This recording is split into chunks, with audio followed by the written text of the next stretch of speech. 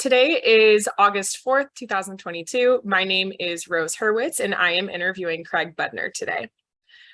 Today for our conversation, we'll be focusing on traumatic events in the Dallas community, starting with the tornado that hit in October 2019. Craig, can you please tell me where you were living at this time and what that experience was like for you? Sure. Thanks for having me, Rose. I was at the Cowboys-Eagles football game in Arlington when the tornado hit. So I was living in Dallas at the time. Was there any announcement during the game that there was a tornado in the area? Was there any sense of? No, I'm smiling because the internet was very slow in the stadium, which is pretty normal. I did get a call from our youngest child who said there were sirens in the area, and Eli can be a bit dramatic. So I kind of said, the Cowboys are beating the Eagles right now. I'll call you right. I can't really hear you. I'll call you back. Just if the sirens are going off, that happens a lot. Just, go to a place away from the windows, something like that. But I didn't believe there was anything going on. And how old was your youngest at that time? Eli was 2019, so right 15 or 16. Okay. Yeah. 16. Okay. So when you came home from the game, was there any destruction that you saw, or was that when you realized it was actually a real threat? Yeah. It was like out of the Cormac McCarthy novel, The Road. I mean, the tornado had, there were no lights on. So it was a night game, and it came through during the evening. And we, by that time, kind of knew.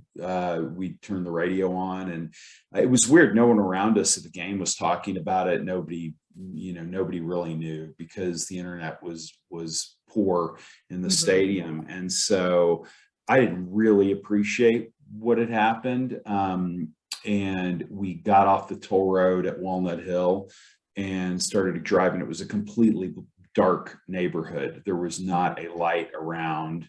We lived on Lakehurst and Edgemere, and so we came at the neighborhood from the south side, which was good in the sense that we weren't exposed to the devastation.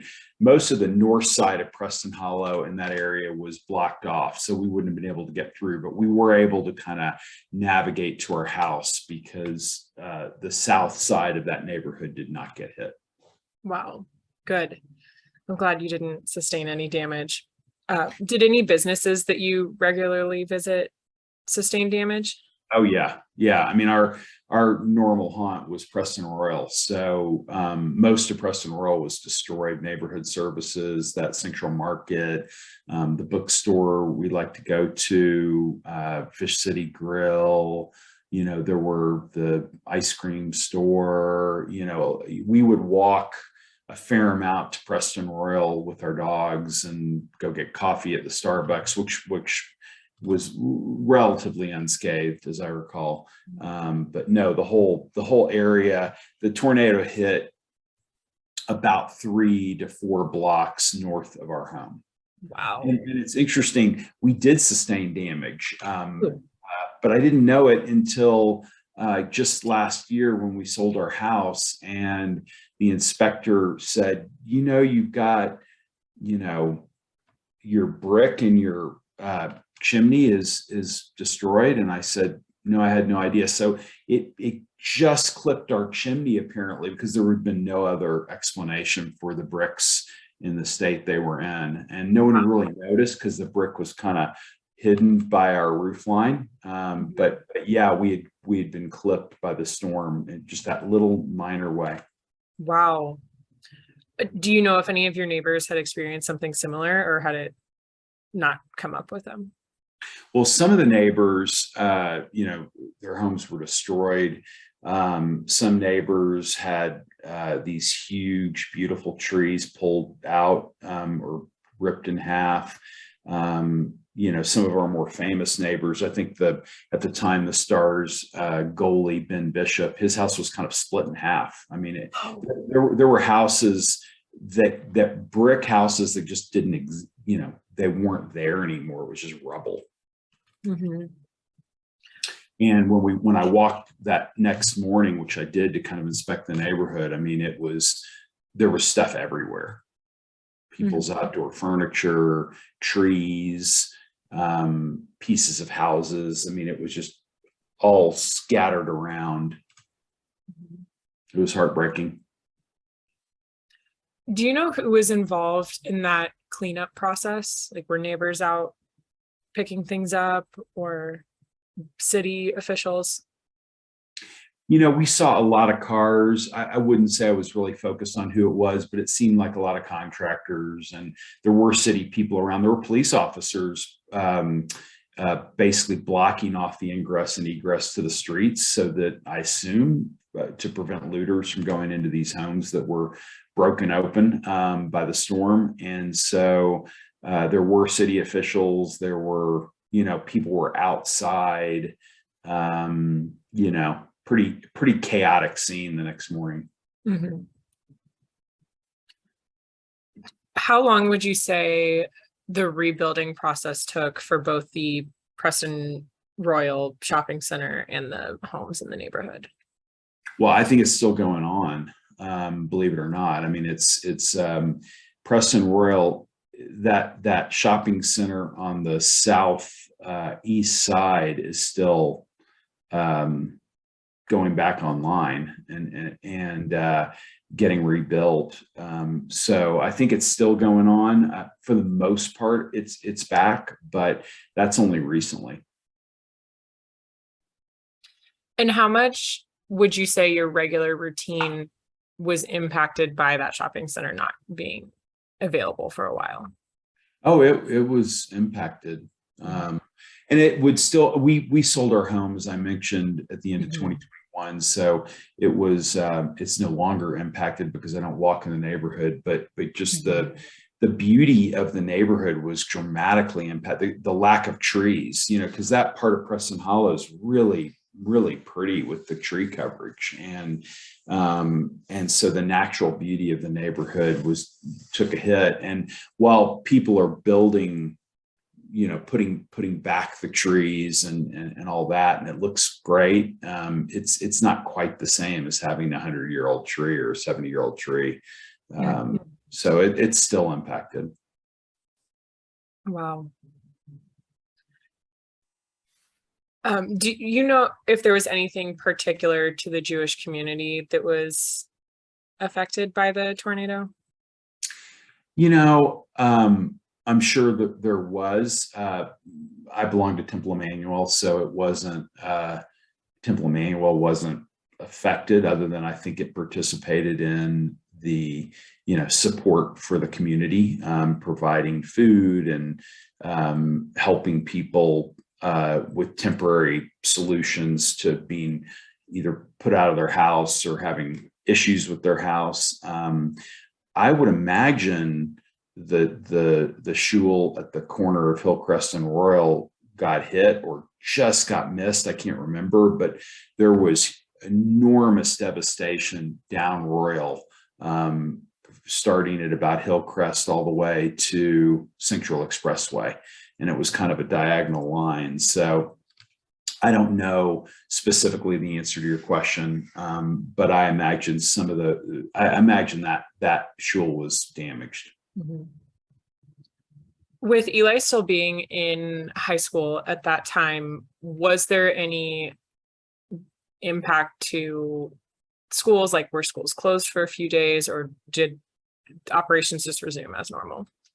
They resumed as normal, I'm pretty sure. I think Eli was at a magnet type school in the DISD in downtown Dallas. So that area wasn't affected. My boys went to St. Mark's, and obviously St. Mark's was hit very hard. And I think St. Mark's closed for a while. And I can't remember if I was still on the board at St. Mark's at the time, but I know St. Mark's was greatly impacted and they closed for a bit, Wow. maybe a day or two.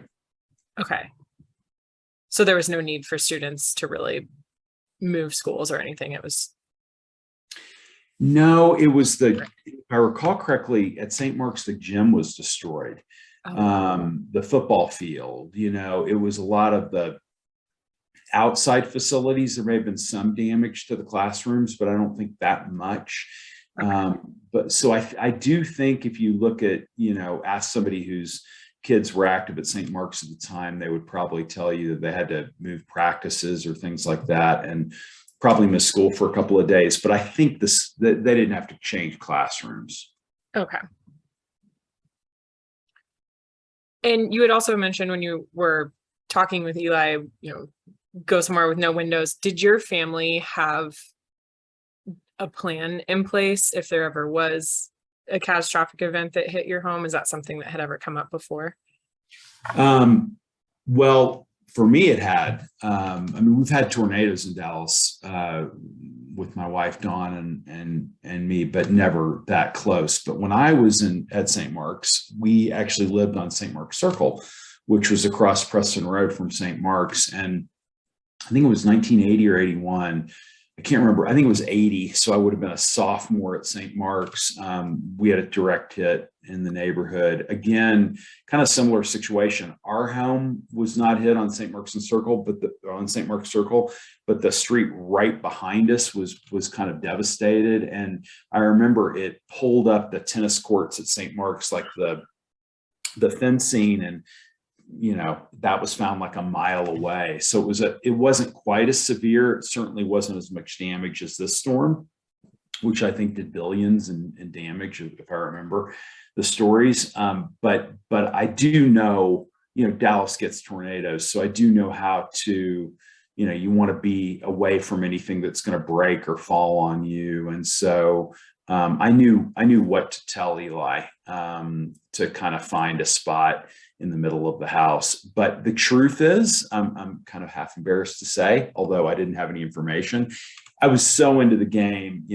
I'm a huge Cowboys fan, and they were beating the hated Eagles at the time. And so, I really thought it was nothing because we get tornado warnings all the time in Dallas. Mm-hmm. Is your family stocked with any like water or like non-perishable foods or anything like that? Not really by design. I mean, we certainly at the time had plenty of food in the pantry and water and things like that, but we don't have, like a multiple day plan like that. But we would have no problem if we were shut in the house for a few days. Yeah. So on that note, a few months later, there was a freeze in February 2021 that impacted Dallas. Were you impacted at all by that? I wasn't. I'm pretty sure. So February of 2021, I would have been, it was during COVID. So I would have been in Park City, Utah, actually where I am now. And I do remember the freeze, but I don't even think our home lost power in Dallas. I think we just missed it. I think the power outages were further north. So yeah, we weren't really impacted. Our home wasn't damaged or anything from the freeze. Mm-hmm. Good. Some limbs were down, as I recall, but nothing substantial. Yeah. So now on the note of COVID, how would you say that impacted the Dallas community and more specifically the Jewish community, if you can comment on that? Well, I mean, I only can tell you anecdotes. I mean, I happened to be, when COVID first hit, I had a business trip in Milan, Italy, of all places, in February of 2020. And my son, who is now going into law school at the University of Texas, he went to Colgate, but he had a study abroad in Edinburgh. And he knew I had a business trip, and he said, well, I've got 2 weeks off for school, so I'm going to go travel Italy with my buddies, and then I can meet you in Milan. And then I said, great. And, we're skiers. And I said, we can go ski in the Alps. I've never done that before. So I got to Milan, I dumped my bag in the hotel room, which you had to book for the whole week because it was fashion week. And, wow.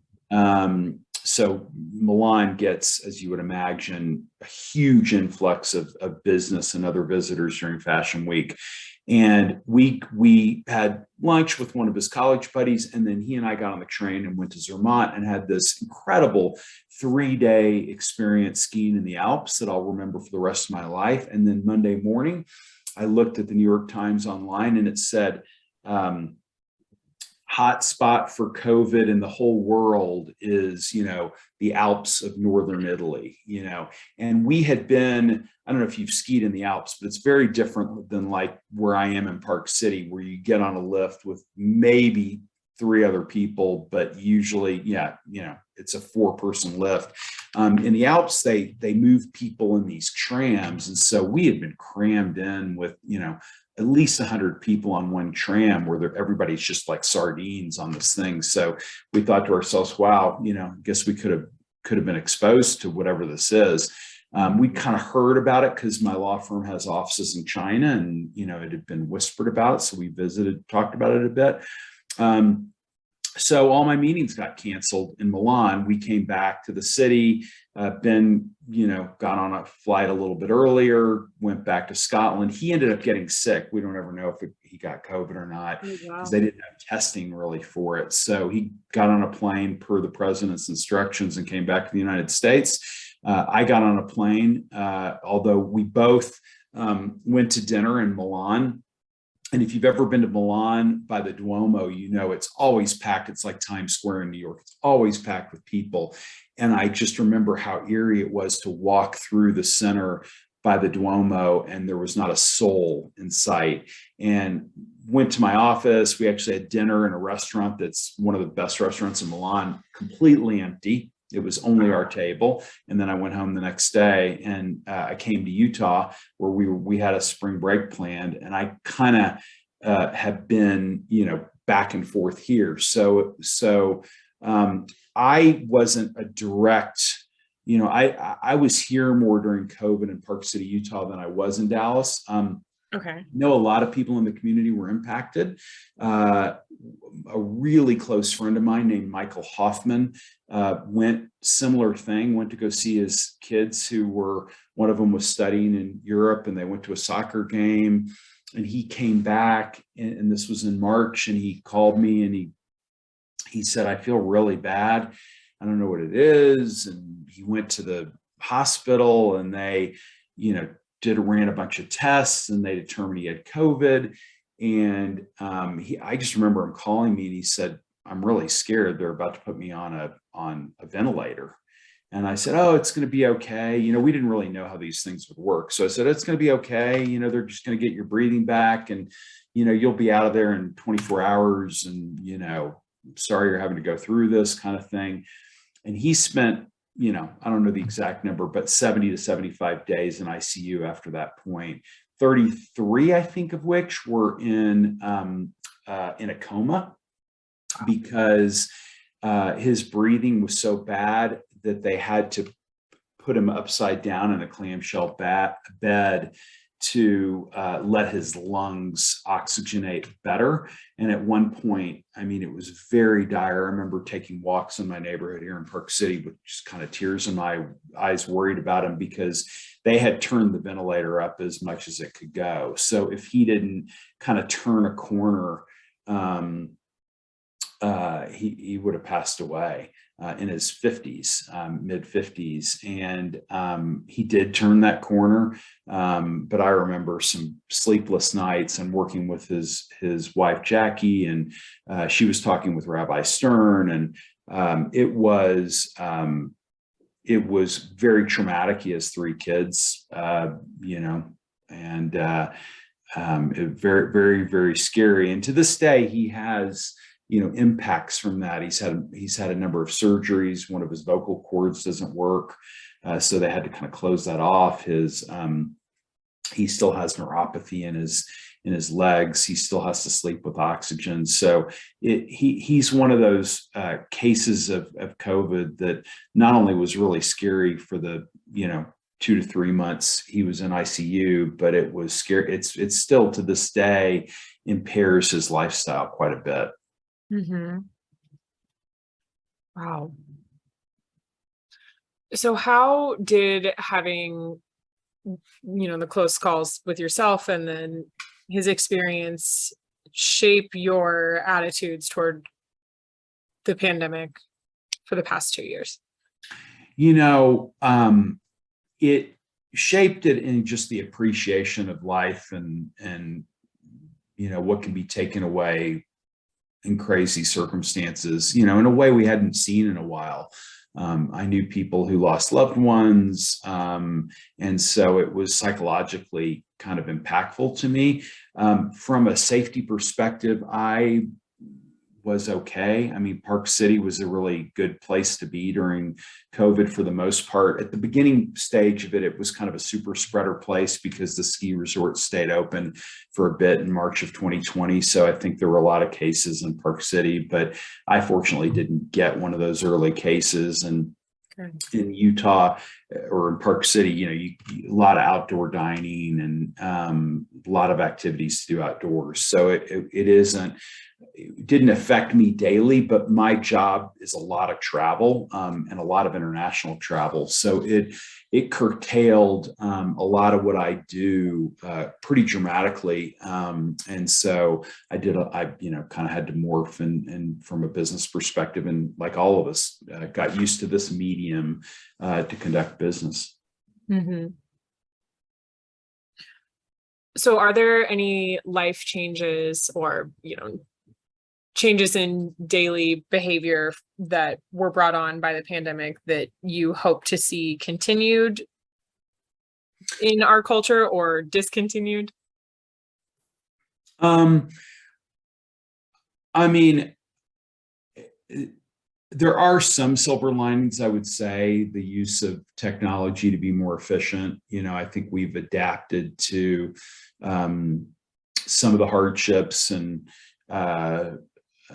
but I think we're all ready to get back to in-person activity. I mean, I'm kind of, I am back to traveling internationally and domestically, and I was a pretty early traveler because I had some work things going on that I just had to make some domestic trips. But I find it pretty hilarious that no matter what side you were on masks, not many people are wearing them on planes right now.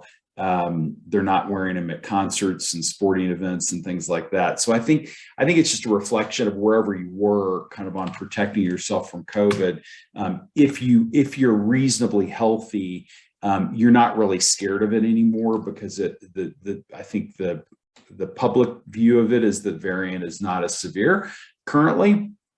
I'm sure for some it's very severe, but I think everybody would like to get back to a version of normal. I think it's produced a lot of anxiety. I know my youngest, online schooling was not the right way to learn.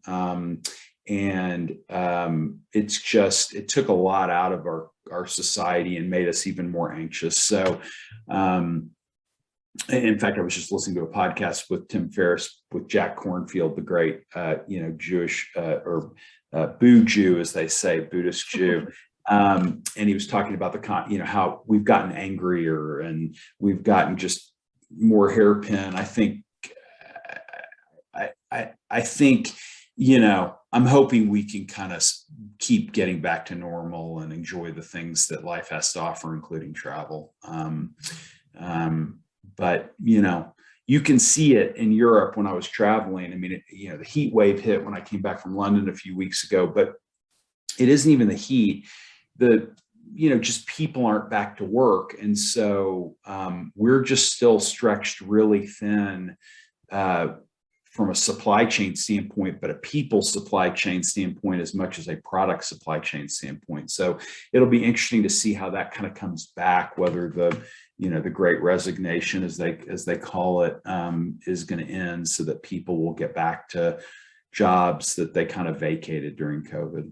Mm-hmm. And you're still working now? I am. Yep. I'm still, I kind of haven't been able to haven't missed a beat.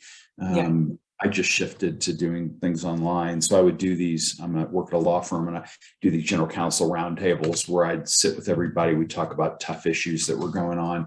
So I just took them and did them online. And it was kind of a fascinating exercise because it allowed me, instead of just going to, call it New York and having 8 general counsels around the table talking about issues, we could get people from 3 different continents or, way different time zones, different industries on a video conference, and they would share their insights and how they were seeing the pandemic. So it was really a fascinating time for me that I won't ever forget, kind of learning about how it hit everybody differently. Yeah. Are there any things about the United States that stood out of how we were handling things differently in comparison? Oh, I hate to venture into politics, but I think the tone from our leadership was not a great tone.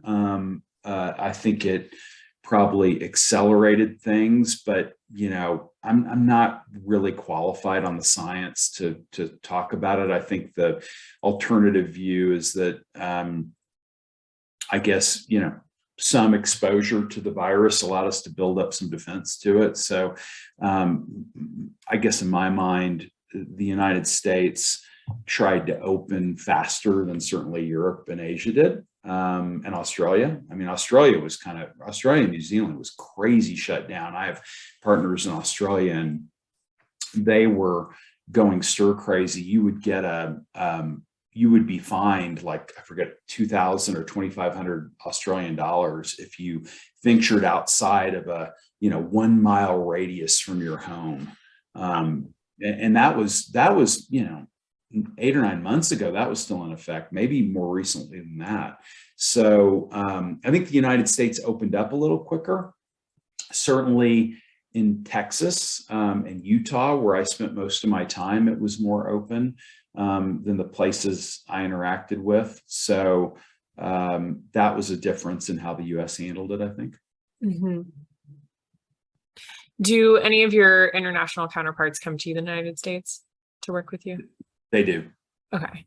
Yeah, they do. In fact, we had our global partner retreat in April this year, and we have 900 or so partners, and they came from all over the world. So they came from China, and although there were some who chose not to come, I think from Asia, because of the there's still some pretty strict quarantine requirements once you return. I think it's now a week, but I believe in April it was 2 weeks. So some people kind of opted out because they didn't want to stay in a hotel for 2 weeks once they went home. Mm-hmm.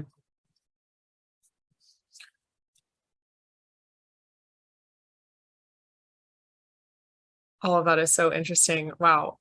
So after all of these, we'll just call them like traumatic events that have happened in the past few years, has it at all changed the way you approach life, or you approach, traumatic events in general? Yes and no. I probably would say the fulcrum point for me personally occurred around 2015, where for personal reasons, I kind of, thought of things very differently in terms of my career and everything. And so I think what COVID reinforced for me is a couple of things. One, really important to stay healthy, to exercise constantly, because the better shape you're in. I mean, and not a panacea, because we've heard about all these people in perfect physical condition who died from COVID because their body almost attacked itself. But for me, it does seem like the healthier you are, the more likely you are to have a more mild case. But again, I'm not a scientist, so I can't really begin to tell you whether that's accurate or not. It's just my sense. So I've really tried to make sure I exercise every day. That's been a change for me. I think the other thing is to be more intentional about how I communicate and how frequently I communicate. Being in Park City, Utah, I take hikes. That's a big form of my exercise. I've got 2 golden retrievers up here. And so we go on these long trail hikes, and I just use that time to catch up with people, and not take relationships for granted. But Rose, I'd be lying to you if I said that I wasn't already pretty intentional about staying in touch with people. So it heightened my awareness of that and my appreciation that, even at my age, in my 50s, I can lose people important to me at the drop of a hat who are my age. So it did remind me of that. Michael Hoffman's situation reminded me of that quite a bit. What would you say your relationships are like with your neighbors in Dallas and Park Cities? In Park City, I've got a pretty close relationship with most of my neighbors. Everybody's out hiking and walking around a lot, so you end up meeting people and getting to know them. And people are just very happy in Park City because it's not most of the people out here, if they're working remotely. It's not a big city like Dallas. In Dallas, I would say, my neighborhood is more broadly defined. We used to be close friends with some of our across the street, next door and catty corner neighbors, but it you lose touch a bit in the neighborhood I was in. The houses aren't like right on top of each other. So there wasn't as much of a neighborhood feel where I lived. But for example, Michael Hoffman lived a few blocks away from me, so we'd go on walks all the time. And the person who I've worked with for my law partner, Beth Petronio, who lives probably 5 or 6 blocks away,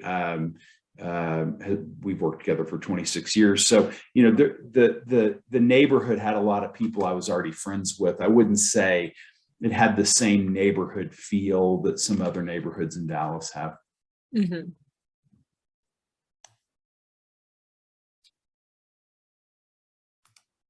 Great. Well, those are all of the questions that I have for today. Was there anything that I didn't touch on that you want to speak about, or any final thoughts?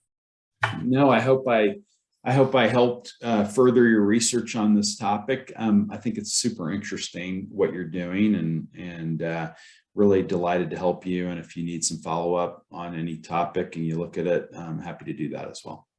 Thank you so much. Yeah, so I'll turn my camera back on. This was great. Loved hearing so much of your insight and your experience. So I really appreciate you taking the time to speak with me today. Yeah, thank you. Where are you from, Rose? Are you from Dallas or? I actually grew up in Houston. So my catalyst for wanting to know all of this was my family was pretty impacted by Harvey. Yeah. They're now living in Colorado Springs though. So they're enjoying that mountain life. Okay. Well, they get what I'm doing. Yeah, exactly. my next door neighbor in Park City, I can see their house right here, was impacted by Harvey, and they're from Houston, and my wife grew up in Clear Lake. So. Oh, okay. Yeah. Yeah. But now I'm living in Dallas. I did my undergraduate degree at SMU and then took some time, went to California. And then now I'm back. Just couldn't stay away. Nice. Well, we'll have to have a cup of coffee when I'm in Dallas. My son great. actually was at SMU undergrad, and the one who's in Edinburgh now. So, Okay. Awesome. Yeah. Cool. Well, thank you so much. Again, I really enjoyed talking to you. And when you get back to Dallas, let me know. Would love Same to. here. I'd Thanks, love it. Have Thanks. a great day. You too. Bye.